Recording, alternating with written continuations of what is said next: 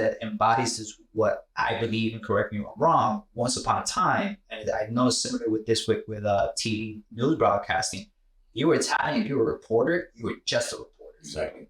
Now you're not just an on-air talent, you're 5 different things. And you're so right on what you're saying, because before, look, when I began my career, all I did was sit in front of the mic and talk. I had a board out, I had everything. I didn't have to do, and I did not have to learn how to work a board. Yeah. Did not learn to do that until a few years ago. I'll tell you that. So we weren't required because we were specialized in something. Yeah. Now, what you said, we got to be producers. We got to be, a one-man band doing a lot of things. Most of the people that used to be the gods in this business, those voices that everybody looked up, those old age influencers, you might call them something, were not able to cope with the advent of these new technologies and the things that they want to do. If one thing the human being has is basically reluctance to change. Yeah. And with that, if you're not able to do it, you're going to stay doing exactly the same thing. And that's when you age.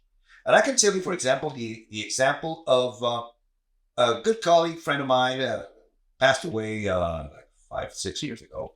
And he was a guy that was around his 70s. And I was in a place, having some drinks with some guys from the radio. And as I was talking with these guys, and, I'm like this because the music was, that was bootleg music. It's really cool. It's like a lounge kind of thing. And that was great music. I asked the BD of a station that was with me, and he says, "You know what the DJ is?" "No." "Look over there."